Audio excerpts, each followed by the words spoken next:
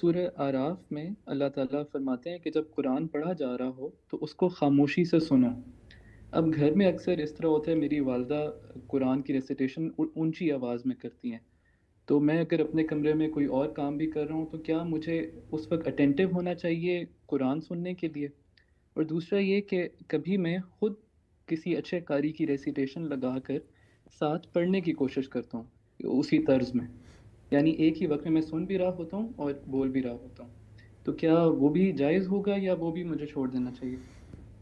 یہ جو آیت آپ نے بتائی ہے، یہ جس سیاق میں آئی ہے وہ یہ ہے کہ جب قرآن مجید آپ کو سنایا جائے، یعنی اللہ کے پیغمبر پر جب قرآن نازل ہوتا تھا تو وہ پڑھ کے سناتے تھے اس کو۔ اس وقت تو ادب کا تقاضا یہی ہے کہ اگر آپ کو سنایا جا رہا ہے تو پھر آپ کو ادب کے ساتھ سننا چاہیے اور خاموش رہنا چاہیے۔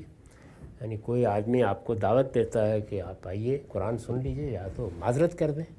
اگر آپ چلے گئے ہیں تو وہاں شور و غوغا کرنا، متوجہ نہ ہونا، آپ کسی جماعت میں بیٹھے ہوئے ہیں، آپ کسی جگہ پڑھ رہے ہیں، آپ کسی عالم کی بات سن رہے ہیں، تو یہ اس کا ادب بتایا گیا ہے۔